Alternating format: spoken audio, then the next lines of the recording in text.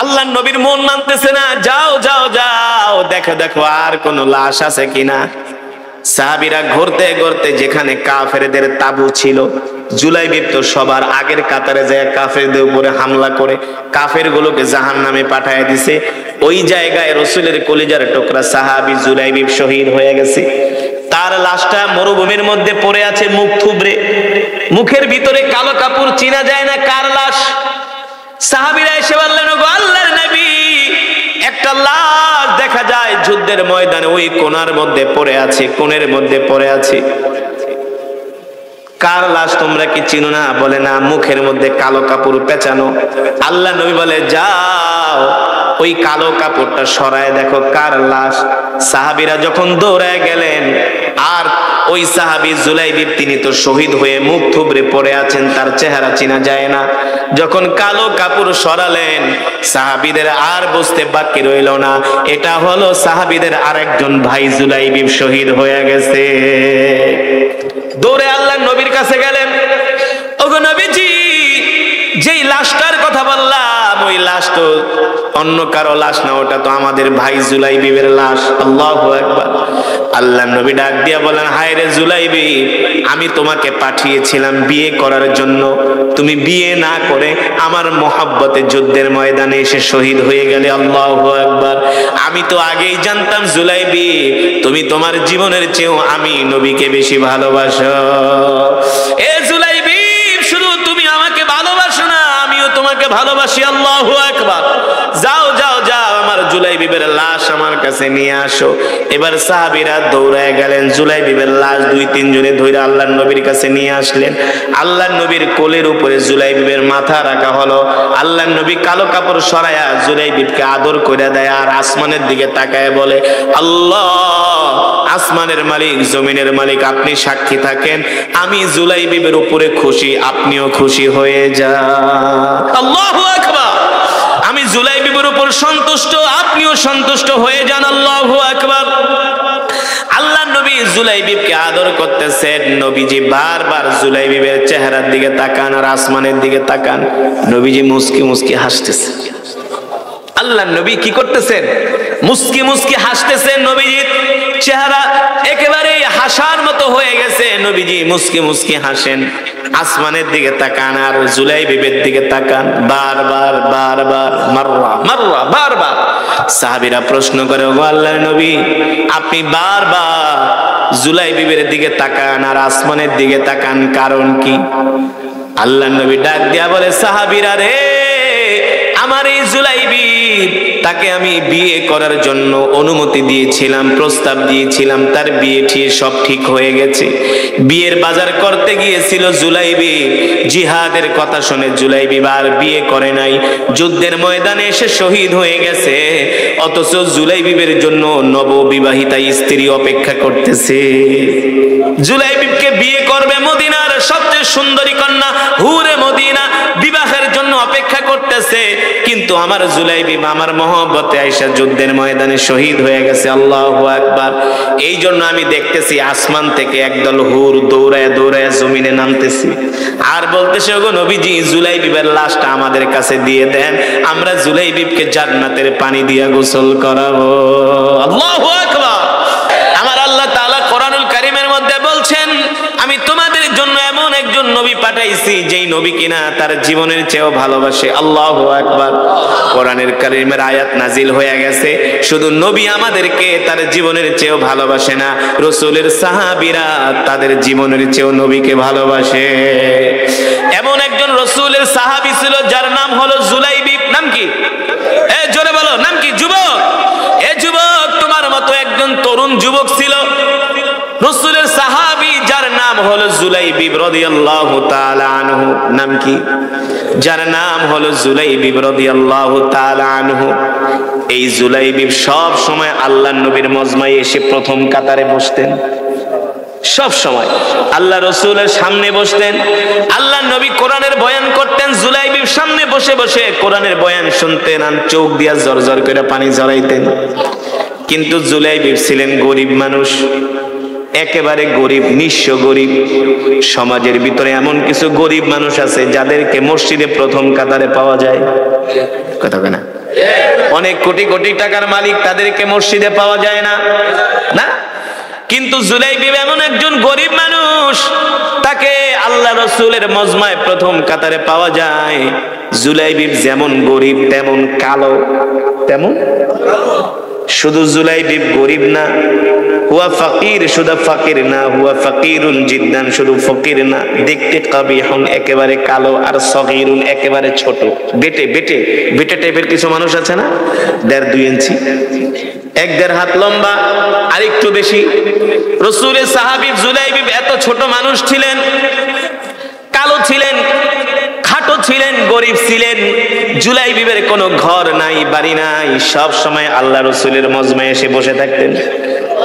জুলাইবিব পানি খাবে, পানি খাওয়ার মতো একটা গ্লাসও জুলাইবিবের ঘরে নাই। যদি পানি খেতে হতো জুলাইবিবকে হাতের তালুতে নিয়ে পানি খেতেন। আর ঘুমানোর সময় হলে ঘর নাই, বাড়ি নাই, মসজিদে নববীর বারান্দায় ইট মাথার নিচে দিয়ে ঘুমায় থাকতেন। কিন্তু প্রথম কাতারে পাওয়া যেত জুলাইবিবকে। আল্লাহু আকবার।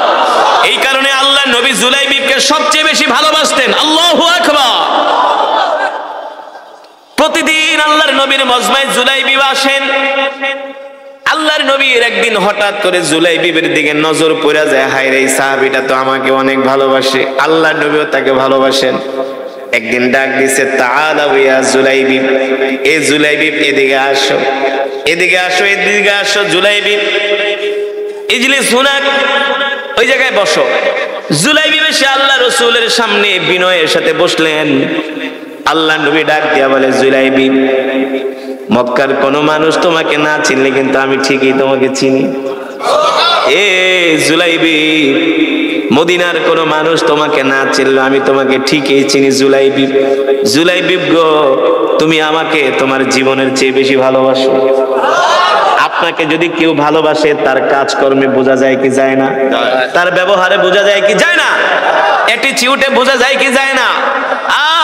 জুলাইবিব আল্লাহ রসুলের সব সময় সাথে থাকেন, আঠার মতো লেগে থাকেন। যেখানে আল্লাহ নবী সেখানেই জুলাইবিব। গরিব মানুষ, কালো মানুষ। দেখবেন গ্রামের মধ্যে এমন কিছু মুসল্লি আছে, ইমাম সাহেবের ভক্ত, কিন্তু গরিব মানুষ। 5 ওয়াক্ত নামাজ জামাতের সাথে পরে ইমাম সাহেবের ভাতের বাটিটাই না দেয়, কাপড় ধুইয়া দেয়। কথা কথা ডাক দিলে বলে, লাব্বাইক হুজুর, কেউ না থাকলে আমি আপনার সাথে আছি। এই যে মাদ্রাসা করছে, এই মাদ্রাসার এমন কিছু আল্লাহর বান্দা আছে যারা জীবন দিয়ে মাদ্রাসাকে ভালোবাসে, কিন্তু গরিব মানুষ, অত টাকা পয়সা নাই, দিতে পারে না, কিন্তু হাটে খাটে। কথা কয় না, আছে কি আছে না? আমি উদাহরণ দিচ্ছি আপনাদের ভালো করে বোঝানোর জন্য। আল্লাহ রসুলের সাহাবী এমন করে জুলাইবিব আল্লাহর নবীকে ভালোবাসতেন। আল্লাহ নবী ডাক দিয়া বলে, জুলাইবিব রে, কেউ না বুঝলে আমি তোকে বুঝি রে জুলাইবিব, তুই আমাকে কতটা ভালোবাসস। আল্লাহ নবী ডাক দিয়া তার সামনে আনলেন জুলাইবিবকে, আর ডাক দিয়া প্রশ্ন করলেন, আতাজাওয়াজা ইয়া জুলাইবিব, আতাজাওয়াজা ইয়া জুলাইবিব, এ জুলাইবিব, এ জুলাইবিব, তোমার তো বয়স হয়ে গেছে, কেউ না বুঝলে আমি তো বুঝি, তোমার তো বিয়ে করার সময় হয়ে গেছে। জুলাইবিব বলে, গো আল্লাহর নবী, আমার বিয়ে করার বয়স হইলে কি হবে, আমি তো গরিব মানুষ, ঘর নাই, বাড়ি নাই, টাকা নাই, পয়সা নাই, দেখতে কালো, খাটো। আমার কাছে এই মদিনার কোন মানুষ মেয়ে বিবাহ দিবে গো আল্লাহর নবী? আল্লাহ নবী ডাক দিয়া বলল, শুধু তুমি বলো বিবাহ করবে কিনা, বিয়ে করতে কার না মন চায়? কথা কেনা, বিয়ের করতে কার না মন চায়? যে একটা করছে তার আর একটা করতে মন চায়, খালি মায়ের ডরে করে না। কথা কেনা, আর কেউ যদি কয় আমি একটা বিয়ে করছি আর একটা করতে মন চায় না, তাহলে বুঝতে হবে তার সমস্যা আছে। ঠিক কিনা বলেন? আল্লাহ তাআলা কুরআনুল কারীমে এমনি বলে নাই, মাসনা ওয়া সুলাসা ওয়া রুবা। আল্লাহু আকবার। আমাদের সৃষ্টি করেছেন কে? আল্লাহ তার বান্দার স্বভাব সম্বন্ধে জানে কি জানে না? জুলাইবিব কে গো আল্লাহর নবী বিয়ার কথা বলছেন, বিয়া তো আমারও করতে মন চায়, কিন্তু কি নাই, অর্থ করি নাই, ঘর নাই, বাড়ি নাই, কে আমাকে মেয়ে বিবাহ দিবে? কিন্তু আল্লাহ যদি কপালে রাখে, ঠেকায় কে? ঠিক কিনা বলেন? কত কোটিপতির ছেলেরা ভালো মায়া পায় না, কিন্তু কিছু গরিব মানুষের ছেলে আছে আল্লাহওয়ালা, এমন জায়গায় বিয়ে করছে, এখন কোটিপতির ছেলে কপাল থাপড়ায়, কয় করলাম কি, কোন জায়গায় যায় হাত দিছে। ঠিক কিনা বলেন? দেওয়ার মালিক কে? আরো জোরে বলুন, দেওয়ার মালিক কে? আল্লাহ নবী ডাক দিয়া বলে, জুলাইবিব তুমি বিয়ে করবা কিনা? জুলাইবিব লজ্জায় কথা বলে না, গরিব মানুষ, কে তার কাছে মেয়ে বিয়ে দিবে? একদিন, 2 দিন, 3 দিন জিজ্ঞেস করার পরে জুলাইবিব চুপ করে আছে। চুপ করে থাকা মানে হলো সম্মতির লক্ষ্য। আল্লাহ নবী চতুর্থবার ডাক দিয়া বলে, ইয়া জুলাইবিব আতাজাওয়াজা, ইয়া জুলাইবিব, এ জুলাইবিব বিয়ে করবা কিনা? জুলাইবিব কোনো কথা বলে না। আল্লাহ নবী তার চেহারার দিকে তাকায় বুঝতে পারলেন তার বিয়ে করতে মন চায়, কিন্তু অর্থনৈতিক অবস্থা খারাপ, এই কারণে মুখ ফোটে না। আল্লাহ নবী ডাক দিয়ে একটা পত্র লিখলেন রাসূলের সাহাবী আবু আইয়ুব আনসারীর কাছে। আবু আইয়ুব আনসারীর একজন কন্যা আছে যাকে বলা হয় হুরে মদিনা। সুবহানাল্লাহ। মদিনার সবচেয়ে সুন্দরী কন্যা আবু আইয়ুব আনসারীর একজন কন্যা ছিল যাকে বলা হয় হুরে মদিনা। মদিনার যুবকগুলো তার জন্য পাগল, কোটিপতিরা তার জন্য পাগল। কিন্তু আল্লাহর নবী মাঝখানে একটা পত্র লিখে দিয়েছে, যাও জুলাইবিব, এই পত্র নিয়ে আমার সাহাবী আবু আইয়ুব আনসারীর বাড়িতে যাও, মুখ দিয়া কিছু বলবা না, মুখ দিয়া বললে কিন্তু তোমাকে আগেই ডিনাই করে দিবে। তারপর আমার পত্রটা আমার সাহাবীর হাতে দিবা। এবার তো জুলাইবিব বিয়ের কথা শুনা এমন খুশি হয়ে গেছে, এখন আর জুলাইবিবকে ঠেকায় কে? পত্র লিখছে আল্লাহর নবী, এই বিয়ে কি আর ভাঙার সম্ভাবনা আছে? জোরে বলেন, সম্ভাবনা আছে? রাহমাতুল লিল আলামিন পত্র লিখেছে। আল্লাহু আকবার। জুলাইবিবের বন্ধুরা ডাক দেয়, এ জুলাইবিব কই যাস? কয় কথা কইস না, বিয়ে ঠিক হয়ে গেছে। কয় তোমার মতো কাইল্লার কাছে কে বিয়ে দিব? কয় বেটা, আমার বিয়ের প্রস্তাব দুনিয়ার কোন সাধারণ মানুষ দেয় নাই, আমার বিয়ের প্রস্তাব দিয়েছেন ওয়ামা আরসালনাকা ইল্লা রাহমাতাল লিল আলামিন। আল্লাহু আকবার। রাহমাতুল লিল আলামিন আমার নবী আমার বিয়ের প্রস্তাব দিয়েছে। আল্লাহু আকবার। কয় যা যা, পারলে বিয়ে কইরা দেখা, কয় দেখামু। সুবহানাল্লাহ। জুলাইবিব অনেক খুশি, এবার পত্র নিয়ে দৌড় শুরু করছে সাহাবীর বাড়ির দিকে। আবু আইয়ুব আনসারীর বাড়ির সামনে যায় দরজায় নক করে, ইফতাহিল বাব, ইফতাহিল বাব, দরজা খোলেন। সাহাবী আবু আইয়ুব আনসারী ঘরে দরজাটা খুলে দিলেন। দেখলেন ঘরের সামনে একজন কালো ছেলে দাঁড়ানো। কালো ছেলে সালাম দিয়া কোনো কথা কয় না, জানে যে কথা কইলে বিয়ে ভেঙে যাবে। শুরুতে আল্লাহর নবীর পত্রটা তার হাতে উঠায় দিছি। এবার সাহাবী একবার পত্রের দিকে তাকায়, আর একবার পাত্রের দিকে তাকায়। একবার কিসের দিকে তাকায়? পত্রের দিকে তাকায়, আর একবার পাত্রের দিকে তাকায়। কয় কামনা করছে কি? সে হিসাব মিলাইতে পারে না। তিনি হলেন মদিনার সম্ভ্রান্ত পরিবারের একজন ধনাঢ্য ব্যক্তি। তার কন্যাকে বলা হয় হুরে মদিনা। এমন সুন্দর কন্যার সাথে এমন একজন আপনি দিতেন? মেয়ে হাত ফেল করতেন যে আমার এত সুন্দর মেয়েটাকে এমন কাইল্লার কাছে বিয়ে দিব? ঘর নাই, বাড়ি নাই, টাকা নাই, পয়সা নাই। সাহাবীও বিচলিত হয়ে গেছে, দৌড়ে ঘরে গেছে। জুলাইবিব অনেকক্ষণ পর্যন্ত ঘরের দরজার সামনে দাঁড়ায় আছে, দরজা খোলে না, দরজা খোলে না। জুলাইবিব দাঁড়ায় থাকতে থাকতে হতাশ হয়ে গেছে, না কাম হইল না। ধৈর্য হারা হয়ে এবার বাড়ির দিকে রওনা শুরু করছে। দিবে না, দিবে না, দিবে না। গরিব মানুষরে কেউ ভালোবাসে না, কিন্তু জুলাইবিব জানে না তার বিয়ের প্রস্তাব দুনিয়ার কোন সাধারণ মানুষ দেয় নাই। ঠিক কিনা বলে? নবী রাহমাতুল লিল আলামিন দিয়েছেন, এই বিয়ে কোনোদিনই ভাঙা সম্ভব। আবু আইয়ুব আনসারী দৌড়ে তার স্ত্রীর কাছে গেছে, যে বলে দেখো এই যে আল্লাহর নবী আমার কন্যার বিয়ের প্রস্তাব পাঠাইছে। কয় পাত্র কই? কয় পাত্র আমি দেখছি, ব্ল্যাক গোল্ড। ব্ল্যাক গোল্ড বলেন তো? কালো সোনাকে আমি চিনি, পাত্রকে চিনি, দেখলে পছন্দ হবে না।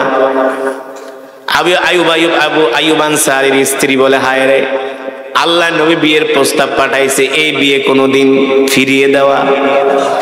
মা বাবা দুইজনে কথা বলতেছে।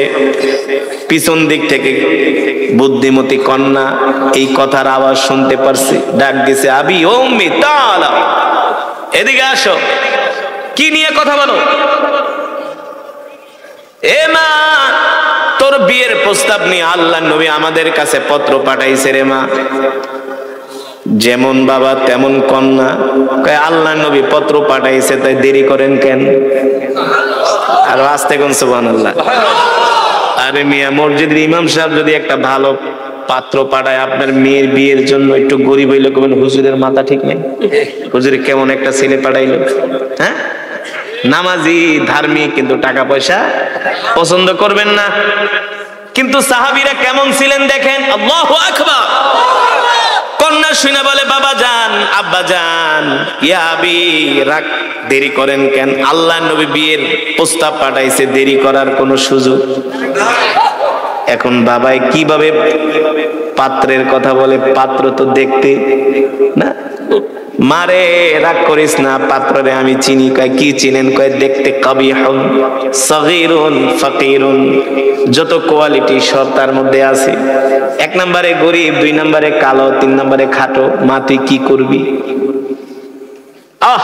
যেমন বাবা তেমন কন্যা ডাক দিয়ে বলে আব্বা জান, এত কথার সময়, এত কথা শোনার সময় নাই। আল্লাহর নবী যেই বিয়ের পত্র দিয়া আমাকে পাঠাইছেন, প্রস্তাব দিয়া, আপনি ওই পাত্রকে ডাক দেন। শুধু আমি তাকে বিয়েই করব না, আল্লাহর নবী যেই বিয়ের প্রস্তাব পাঠাইছে, এই বিয়ে ভেঙে দেওয়া, এই বিয়েতে রাজি না হওয়া কোনোদিন আমার পক্ষে সম্ভব না। আল্লাহর নবীর প্রস্তাবের মধ্যে একটা বরকত আছে, তিনি বরকতের নবী। আল্লাহু আকবার। আব্বা জান চিন্তা করবেন না, টেনশন করবেন না, আমি শুধু ওই যুবককে বিয়েই করব না, ওই যুবকের খেদমত করতে করতে আমি আমার জীবনটাকে কোরবানি করে দিব। আল্লাহু আকবার। এবার আবু আইয়ুব আনসারী ঘরের দরজা খুলে দেখে যুবক নাই। যুবক মনের দুঃখ কষ্ট নিয়ে আল্লাহর নবীর বাড়ির দিকে হাঁটা শুরু করছে। পিছন থেকে শ্বশুরের ডাক দেয়, এই জামাই আসো আসো আসো, যেও না। বিয়ের প্রস্তাব যদি কেউ ফিরায় দেয়, বিয়ে যদি ভাঙ্গা যায়, কতটা যে কষ্ট লাগে যার ভাঙছে সে বোঝে, ঠিক না? সমাজে মুখ দেখামো কেমনি, বিয়েটা ভাঙ্গা গেল না, আমার কপালে বিয়ে নাই, হতাশ হয় কি হয় না? কিন্তু রাসূলের সাহাবী হতাশ হয় নাই, আল্লাহর নবীর বাড়ির দিকে রওনা শুরু করছে। ডাক দিয়েছে, আসো আসো আসো, তোমার সাথে আমি আমার কন্যাকে বিয়ে দিতে রাজি আছি। যাও যাও, আল্লাহর নবীকে যে বলো বিয়ের প্রস্তুতি গ্রহণ করতে। আল্লাহু আকবার। এই কথা শোনার পরে জুলাইবি এখন আর জমিনে নাই, খুশিতে পুরো আত্মহারা। এক দৌড় দিয়ে আল্লাহর নবীর বাড়িতে আসছেন। মুস্কি হাসি দিয়া জুলাইবি বলে, গো আল্লাহর নবী, শুধু আপনার পত্রের কারণে, প্রস্তাবের কারণে আমার কাছে মেয়ে বিয়ে দিতে রাজি হয়েছে, এটা আমি ভালো করেই জানি। ওগো নবীজি, এখন তো তারা আমার কাছে তার কন্যাকে বিয়ে দিতে রাজি। আল্লাহ নবী বলে, যাও যাও বিয়ে করো। বিয়ে যে করবো, টাকা পয়সা নাই। আমি তো আগের থেকেই জানি। যাও আমার জামাতা ওসমান ইবনে আফফানের কাছে যাও, তাকে যে বলবা তোমার বিয়ের খরচটা যাতে আমার জামাই ওসমান দিয়ে দেয়। আল্লাহু আকবার। হযরত ওসমান ইবনে আফফান রাদিয়াল্লাহু তাআলা আনহুর বাড়িতে দৌড়ায় গেলেন। ওসমান রাদিয়াল্লাহু তাআলা আনহু জিজ্ঞেস করলেন, এ যুবক কেন আসছো? বিয়ে করো, অর্থ করে কিছুই নাই, কিছু অর্থ দেন, বিয়ে করার খরচটা আমাকে দেন। আল্লাহর নবী বলেছে।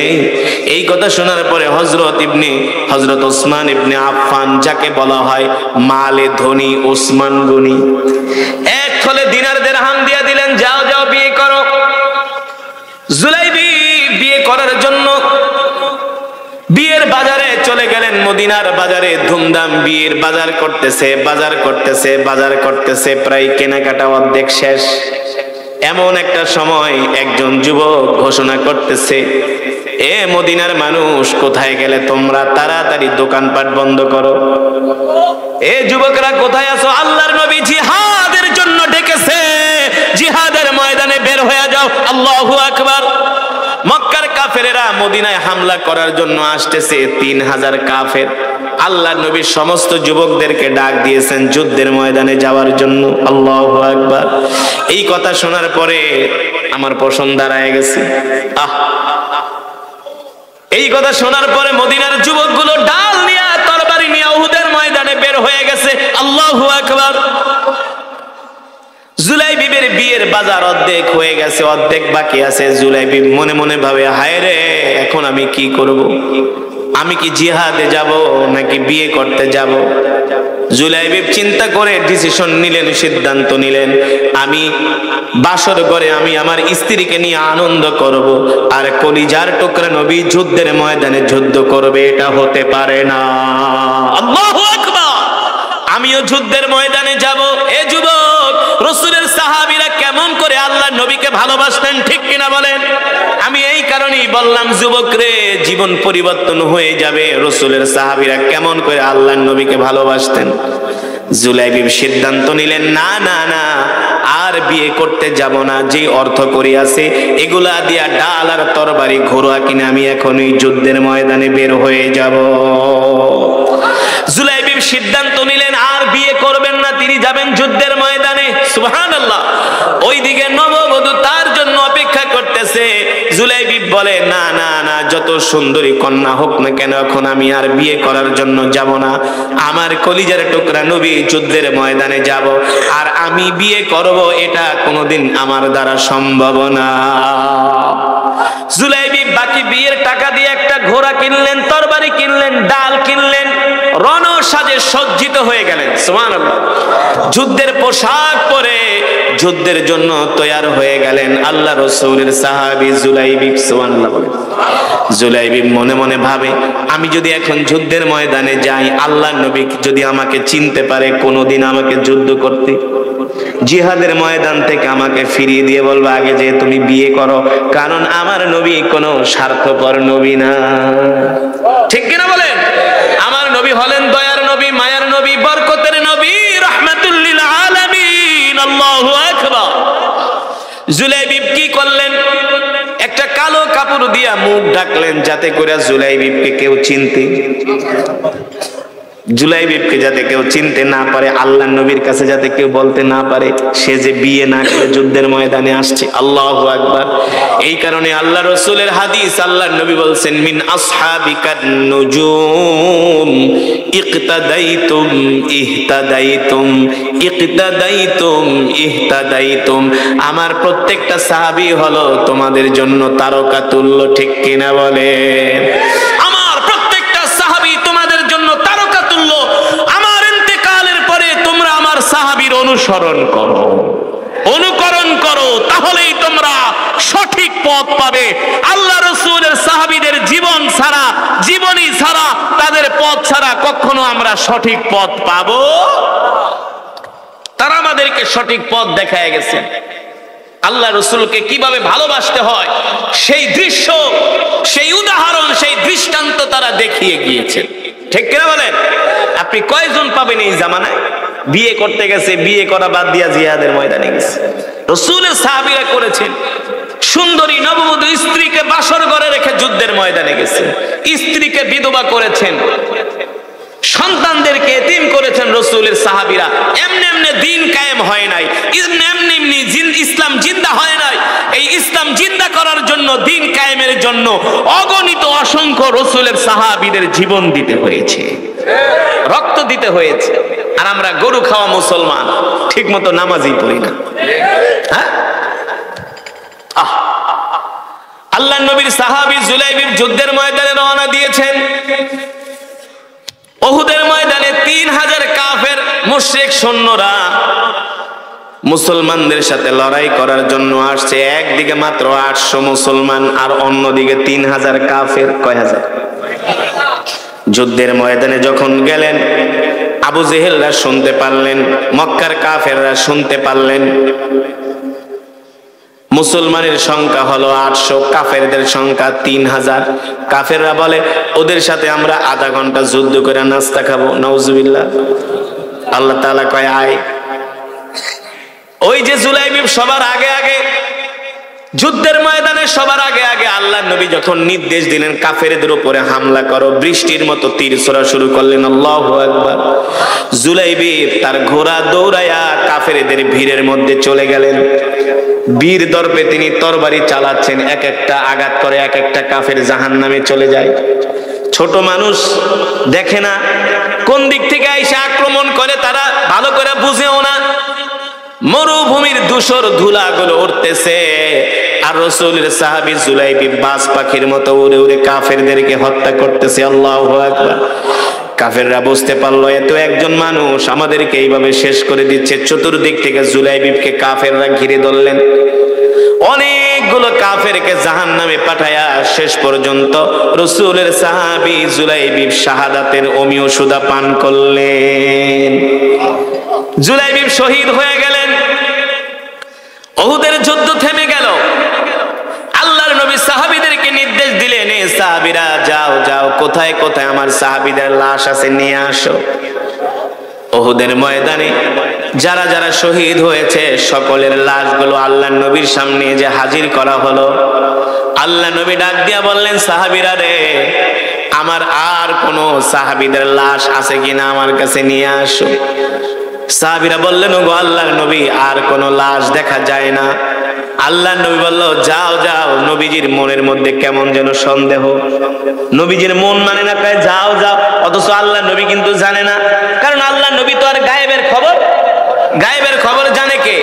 ওয়া মা ইয়ানতিকু আনিল হাওয়া ইন হুয়া ইল্লা ওয়াহয়ু ইউহা। এইখানে মূর্খদের জন্য একটা উপদেশ আছে।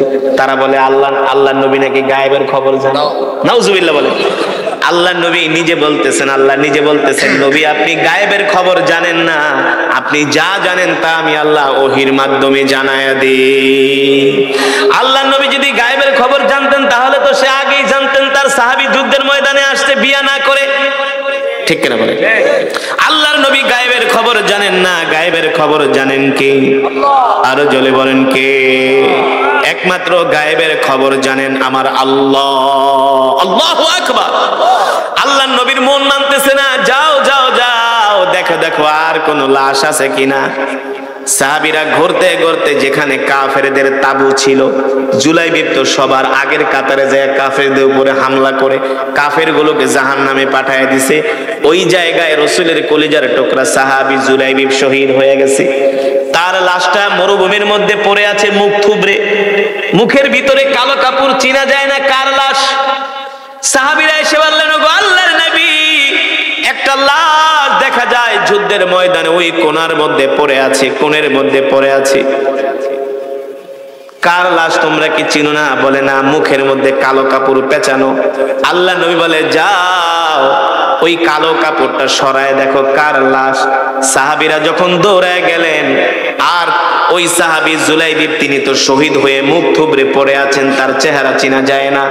যখন কালো কাপড় সরালেন, সাহাবীদের আর বুঝতে বাকি রইল না, এটা হলো সাহাবীদের আরেকজন ভাই জুলাইবিব শহীদ হয়ে গেছে।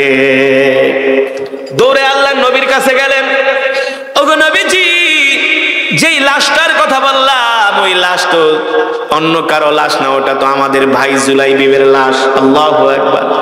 আল্লাহ নবী ডাক দিয়া বলেন, হায় রে জুলাইবিব, আমি তোমাকে পাঠিয়েছিলাম বিয়ে করার জন্য, তুমি বিয়ে না করে আমার মহব্বতে যুদ্ধের ময়দানে এসে শহীদ হয়ে গেলে। আল্লাহু আকবার।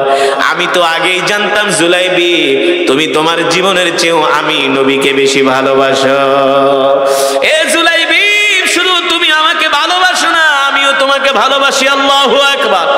যাও যাও যাও, আমার জুলাইবিবের লাশ আমার কাছে নিয়ে আসো। এবার সাহাবীরা দৌড়ায় গেলেন, জুলাইবিবের লাশ দুই তিন জনে ধরে আল্লাহর নবীর কাছে নিয়ে আসলেন। আল্লাহর নবীর কোলের উপরে জুলাইবিবের মাথা রাখা হলো। আল্লাহর নবী কালো কাপড় সরায়া জুলাইবিবকে আদর করে দেয়, আর আসমানের দিকে তাকায় বলে, আল্লাহ, আসমানের মালিক, জমিনের মালিক, আপনি সাক্ষী থাকেন, আমি জুলাইবিবের উপরে খুশি, আপনিও খুশি হয়ে যান। আল্লাহু আকবার। আমি জুলাইবিবের উপর সন্তুষ্ট, আপনিও সন্তুষ্ট হয়ে যান। আল্লাহু আকবার। আল্লাহর নবী জুলাইবিবকে আদর করতেছেন। নবীজি বারবার জুলাইবিবের চেহারার দিকে তাকান আর আসমানের দিকে তাকান। নবীজি মুস্কি মুস্কি হাসতেছে। আল্লাহর নবী কি করতেছেন? মুস্কি মুস্কি হাসতেছেন। নবীজির চেহারা একেবারে হাসার মতো হয়ে গেছে। নবীজি মুস্কি মুস্কি হাসেন, আসমানের দিকে তাকান আর জুলাইবিবের দিকে তাকান, বারবার বারবার, মাররা মাররা, বারবার।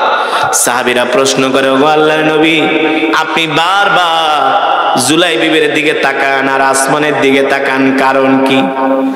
আল্লাহর নবী ডাক দিয়া বলে, সাহাবীরা রে, আমার এই জুলাইবিব তাকে আমি বিয়ে করার জন্য অনুমতি দিয়েছিলাম, প্রস্তাব দিয়েছিলাম, তার বিয়ে ঠিক সব ঠিক হয়ে গেছে।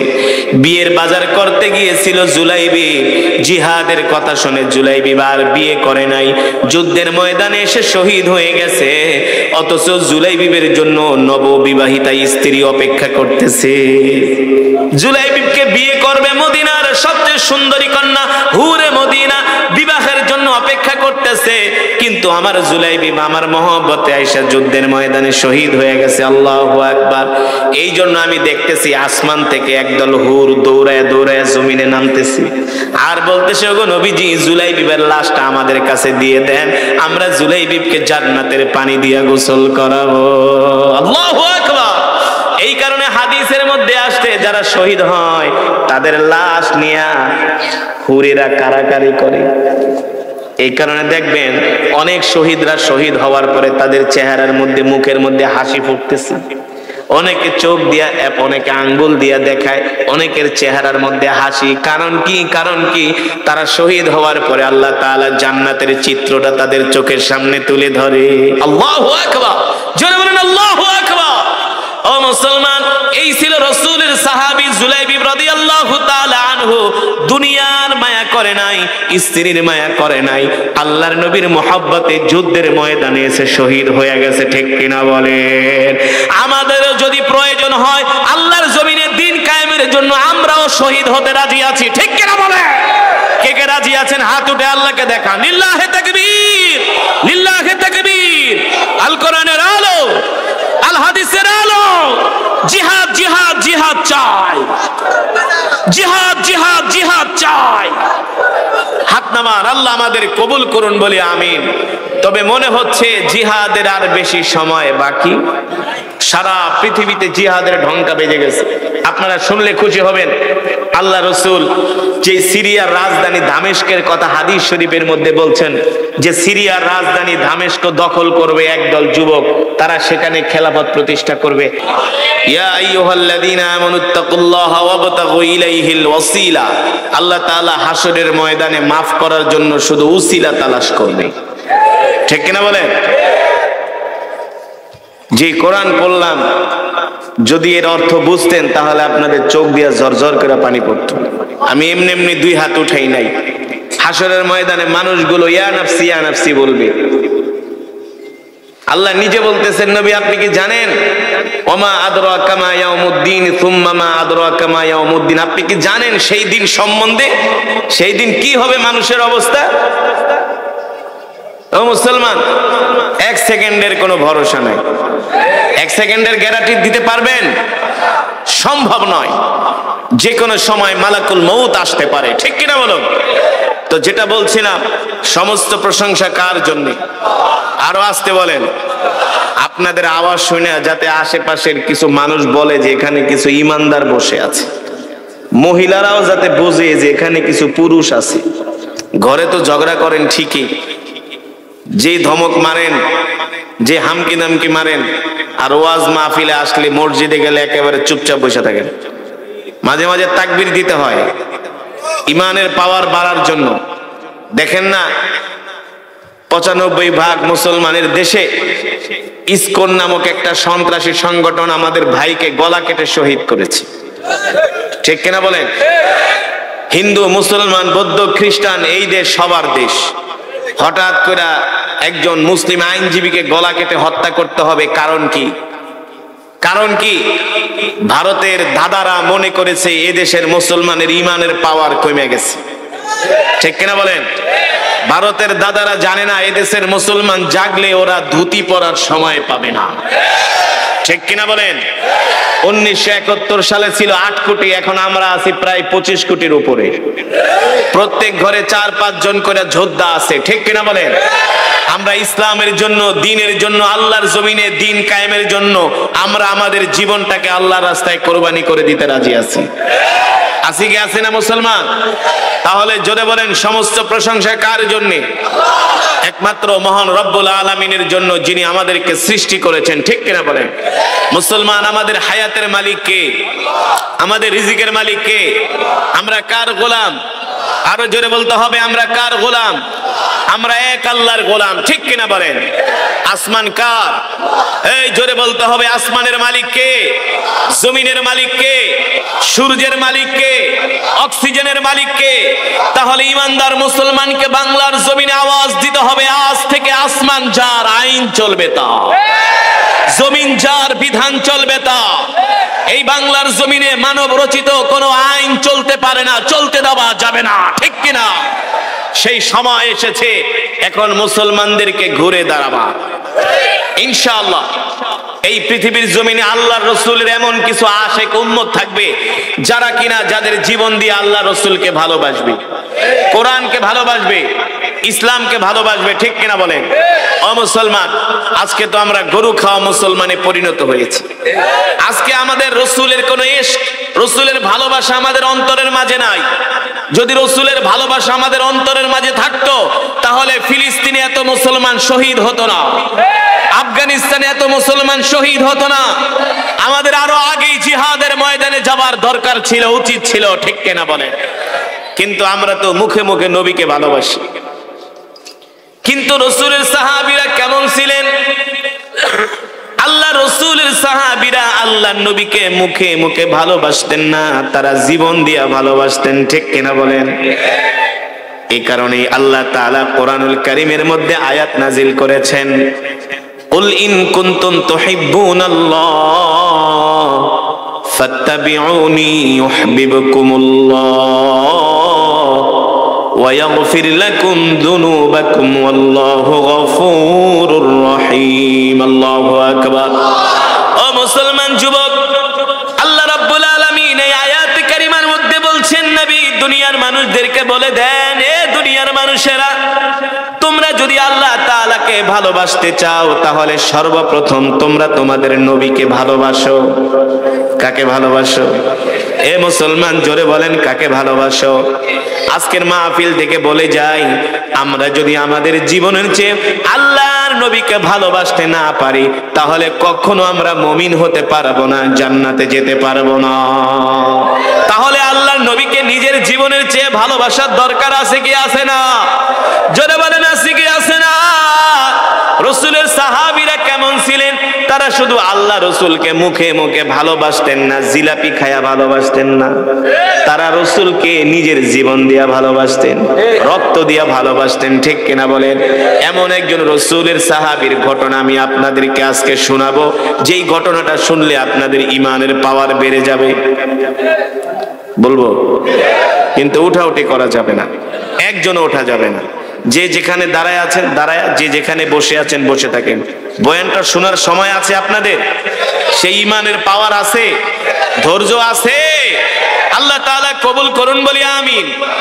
ও মুসলমান, আল্লাহ রাব্বুল আলামিন সেই কথাই কোরআনুল কারীমের মধ্যে বলছেন, লাকাদ জাআকুম রাসূলুম মিন আনফুসিকুম আজিজুন আলাইহি মা আনিতুম হারিসুন আলাইকুম বিল মুমিনিনা রাউফুর রহিম। আল্লাহু আকবার। ফাইন তাওয়াল্লাউ ফাকুল হাসবিয়াল্লাহু লা ইলাহা ইল্লাহু আলাইহি তাওয়াক্কালতু ওয়া হুয়া রাব্বুল আরশিল আযীম। আল্লাহু আকবার। আল্লাহ রাব্বুল আলামিন বলে, হে দুনিয়ার মানুষ, আমি আল্লাহ তোমাদের মধ্য থেকে তোমাদের জন্য এমন একজন নবী পাঠাইছি, যেই নবী কিনা তার জীবনের চেয়েও তোমাদেরকে ভালোবাসে। আল্লাহ নিজে বলছেন, আমি তোমাদের মধ্য থেকে তোমাদের জন্য এমন একজন নবী পাঠিয়েছি, রসুল পাঠিয়েছি, যেই নবী কিনা তার জীবনের চেয়েও তোমাদেরকে ভালোবাসে। আল্লাহু আকবার। আল্লাহর নবী আমাদেরকে তার জীবন দিয়ে ভালোবাসে বলেছেন কি? কোনো সন্দেহ আছে নাকি? যদি সন্দেহ থাকে তাহলে আপনার ঈমান নাই, আপনার ঈমানের মধ্যে সমস্যা আছে, ঠিক কিনা বলেন? যালিকাল কিতাবু লা রাইবা ফীহি হুদাল লিল মুত্তাকিন। এই কোরআনের মধ্যে কোনো সন্দেহ নাই, সন্দেহের অবকাশ নাই, ঠিক কিনা বলেন? আমার রবের কাছে সব আছে, একটা জিনিস নাই। কি নাই? মিথ্যা কথা নাই, ধোঁকাবাজি নাই। আর আমাদের কাছে কোনো জিনিস নাই, কিন্তু একটা জিনিস আছে, শুধু মিথ্যা কথা আর প্রতারণা আর ধোঁকাবাজি, ঠিক কিনা বলে? আজকে আজকের মাহফিলে যে আমি আসছি আপনারা খুশি নাকি বেজার? কম খুশি না বেশি খুশি? তাহলে একবার বলি আলহামদুলিল্লাহ, আরেকবার বলি আলহামদুলিল্লাহ। আমি এই পর্যন্ত অনেকবার বরুড়ায় এসেছি, কিন্তু বরুড়ায় আসলে আর রাস্তাঘাট চিনি না। বরুড়ার রাস্তা এত পেচিগুচি রাস্তা চিনি না। একবার আইসা 2 ঘন্টা ঘুরছি কুয়াশার মধ্যে। তো এই প্রোগ্রামটা নেওয়ার সময় বলছিলাম ভাইজান 9:30টায় বয়ান দিয়েন, তাইলে 11টার মধ্যে 10:30 পৌনে 11টার ভিতরে বের হয়ে গেলে রাস্তাঘাট চিনতে সুবিধা হবে। কারণ রাত বেশি হইলে মানুষকে রাস্তায় পাওয়া যায় না, তখন পথ জিগাইতেও সমস্যা। আমরা তো চলাফেরা করি অনেক মুশকিল, আরো তো সমস্যা আছেই, আছে না? মামুরা দাঁড়ায় থাকে রাস্তার মধ্যে, ঠিক কেন বলেন? আপনাদের এলাকায় আছে কি আছে না? হ্যাঁ আছে, আছে। এত সাধু সাইজের না, আগে জানতাম। আল্লাহ তাআলা মামাদেরকে হেদায়েত নসিব করুন বলি আমিন। তো আমাদের মিজান ভাই ওমান থেকে বারবার ফোন করছে, আমি যদি 9:30টায় বয়ানে বসতে পারতাম 9:45টায়, তাহলে আরো কিছু লোকজন থাকতো। অনেকেই চলে গেছে, দূর দূরান্ত থেকে তারা আসছে। তো যাই হোক, আপনারা এই গভীর রজনী পর্যন্ত আছেন, আল্লাহ তাআলা আপনাদেরকে কবুল করুন, এই মাদ্রাসাকে কবুল করুন। এই মাদ্রাসার দিকে আপনারা খেয়াল রাখবেন তো ইনশাআল্লাহ। এই মাদ্রাসাকে সর্বোচ্চ দিয়ে ভালোবাসবেন, অর্থ লাগলে অর্থ দিবেন, সময় লাগলে সময় দিবেন, জান লাগলে জান দিবেন, মাল লাগলে মাল দিবেন। রাজি আছেন ইনশাআল্লাহ? এই মাদ্রাসার যত অর্থনৈতিক সমস্যা যা আছে আপনারা দান করে করে উপকার করবেন, হেল্প করবেন, মাদ্রাসায় বেশি বেশি সহযোগিতা করবেন। আল্লাহ তাআলা সকলকে কবুল করুন, এই মাদ্রাসাকে কিয়ামত পর্যন্ত কবুল করুন, এই মাহফিলকে কবুল করুন। আমাকে যিনি দাওয়াত দিয়েছেন মিজান ভাই ওমান থেকে বারবার ফোন করেছে, এমন অনেক প্রবাসী বিদেশে আছে, আল্লাহ তাআলা সকলের উপর রহম করুন বলি আমিন। দুরূদ শরীফ পড়ি, আল্লাহুম্মা সাল্লি আলা মুহাম্মাদ ওয়া আলা আলি মুহাম্মাদ কামা সাল্লাইতা আলা ইব্রাহিম ওয়া আলা আলি ইব্রাহিম ইন্নাকা হামিদুম মাজিদ। এই বসেন, মোনাজাত করে যান। আরে দোয়া মিয়া, দোয়া কেউ ছানে নাকি? খাওয়া ছাইরা দিবেন, সব ছাইরা দিবেন, দোয়া ছাড়বেন না। কোন দোয়া আল্লাহ কখন কবুল করে আমরা কি বলতে পারি?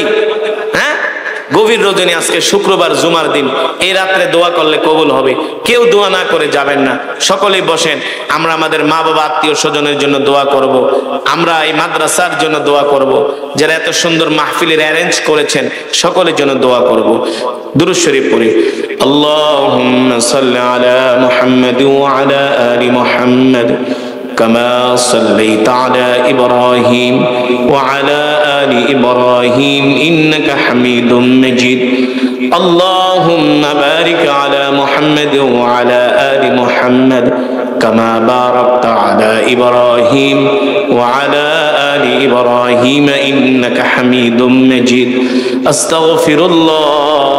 أستغفر الله الذي لا إله إلا هو الحي القيوم وأتوب إليه لا حول ولا قوة إلا بالله العلي العظيم। সকলের জন্য আমরা দোয়া করব, বিশেষ করে ফিলিস্তিনি মুসলমানদের জন্য দোয়া করব। আর এখন যারা সিরিয়াতে জিহাদ করতেছেন আমাদের সেই মুজাহিদ ভাইদের জন্য দোয়া করব।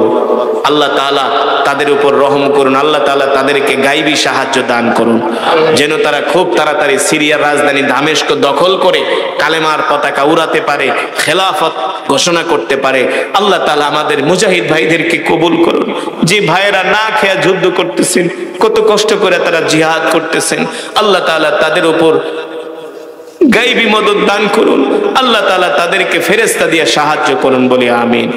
আল্লাহুম্মা আমিন। আলহামদুলিল্লাহি রাব্বিল আলামিন ওয়াসসালাতু ওয়াসসালামু আলা সাইয়্যিদিল আমবিয়াই ওয়াল মুরসালিন ওয়া আলা আলিহি ওয়া সাহবিহি আজমাইন। রব্বানা যালামনা আনফুসানা ওয়া ইল্লাম তাগফির লানা ওয়া তারহামনা লানাকুনান্না মিনাল খাসিরিন। রব্বানা আতিনা ফিদ দুনিয়া হাসানাহ ওয়া ফিল আখিরাতি হাসানাতাও ওয়া কিনা আযাবান নার। ইয়া আউওয়ালাল আউওয়ালিন ইয়া আখিরাল আখিরিন ইয়া যাল কুওয়াতিল মাতিন ইয়া রাহিমাল মাসাকিন ইয়া আরহামার রাহিমিন ইয়া আরহামার রাহিমিন ইয়া আরহামার আরহামার রাহিমিন ইয়া আলিয়ুন ইয়া আযীমুন ইয়া হালিমুন ইয়া কারীম। মাবুদ মাওলা গো, মেহেরবানি করে আজকের এই মাহফিলকে কবুল করে নেন। আয় আল্লাহ, এই মাহফিলের সওয়াব কোটি কোটি গুণ বাড়ায়া প্যারা নবীজির সোনার মদিনায় পৌঁছে দেন, প্যারা নবীজির রওজায়ে আতহারে পৌঁছে দেন, প্যারা নবীজির পরিবার পরিজন আহলে বাইতদের আল্লাহ পাকের হাদিয়া পৌঁছে দেন। বদরের সাহাবী, উহুদের সাহাবী, খন্দকের সাহাবী, সমস্ত সাহাবা আজমাইনদের আল্লাহ পাকের হাদিয়া পৌঁছে দেন। জান্নাতুল মুআল্লা, জান্নাতুল বাকিতে যারা শুয়ে আছেন সকলের আল্লাহ পাকের হাদিয়া পৌঁছে দেন। বাবা আদম থেকে শুরু করে আজ পর্যন্ত যত মুমিন মুমিনাত, মুসলিম মুসলিমাত যারা অন্ধকার কবরে মাটির নিচে শুয়ে আছেন সকলের কবরে আর সওয়াব পৌঁছে দেন। মাবুদ মাওলা গো, আমাদের জনম দুঃখিনী আব্বা জান আম্মা জান যারা দুনিয়ার জমিনে বেঁচে নাই, আব্বা আম্মার কবরকে জান্নাতের বাগান বানায় দেন। দাদা দাদি নানা নানি আত্মীয় স্বজন পাড়া প্রতিবেশীদেরকে মাফ করে দেন। আমাদের বংশধর পূর্বপুরুষদেরকে মাফ করে দেন। অত্র এলাকার গোরস্থানে যত মুর্দেগান শুয়ে আছে সমস্ত মুর্দেগানের কবরে আযাব মাফ করে দেন। সমস্ত মুর্দেগানের কবরকে জান্নাতের বাগান বানায় দেন। আয় আল্লাহ, আজকের মাহফিলে যারা আসছে একজনকেও খালি হাতে ফিরায় দিয়েন না। মাবুদ মাওলা গো, জীবনে যত গুনাহ করেছি সব গুনাহগুলো মাফ করে দেন। গুনাহে কবিরা সগীরা শিরক বেদাত জানা অজানা ইচ্ছায় অনিচ্ছায় যত গুনাহ করছি সব গুনাহগুলো মাফ করে দেন। আয় আল্লাহ, জাহান্নামের আগুন আমাদের জন্য হারাম করে দেন। একটা জান্নাতুল ফিরদাউস আমাদের জন্য বরাদ্দ করে দেন। আজকে যে মাদ্রাসার উদ্যোগে মাহফিল, এই মাদ্রাসাকে কবুল করে নেন। এই মাদ্রাসাকে যারা প্রতিষ্ঠা করেছেন আল্লাহ তাদেরকে মাফ করে দেন। আয় আল্লাহ, এখন যারা খেদমত করতেছেন তাদেরকে কবুল করে নেন। এলাকাবাসীকে কবুল করে নেন। আয় আল্লাহ, প্রবাসে থাকে মিজান ভাই ওমানে থাকে, আল্লাহ আপনি তাকে নেক হায়াত দান করে দেন। আয় আল্লাহ, তার ব্যবসা বাণিজ্যে বরকত দিয়ে দেন। আমি নাম জানি না, অনেক প্রবাসীরা এই দেশের মধ্যে থেকে বিদেশে থাকে, আল্লাহ সকল প্রবাসীদের উপর রহম করেন। সকলের জান মালকে আল্লাহ আপনি হেফাজত করেন। সুস্থতার সাথে মা বাবার কাছে ফিরায়া দেন। আয় আল্লাহ, মেহেরবানি করে অনেক মা বোনেরা হাত উঠাইছে, মা বোনদেরকে মাফ করে দেন। এলাকার প্রতিটা ঘরের মধ্যে রহমত বরকত নাজিল করে দেন। মাবুদ মাওলা গো, আজকে আমরা যে আলোচনা শুনলাম রাসূলের সাহাবীদের মতো আমাদেরকে ঈমান দিয়া দেন। আয় আল্লাহ, আমরাও যেন দ্বীনের জন্য জিহাদ করতে পারি তৌফিক দিয়া দেন। আমাদের জান মালকে আল্লাহ দ্বীনের জন্য কবুল করে নেন। আয় আল্লাহ, এই মাদ্রাসাকে কিয়ামত পর্যন্ত কবুল করে নেন। এই মাহফিলকে আল্লাহ কিয়ামত পর্যন্ত কবুল করে নেন।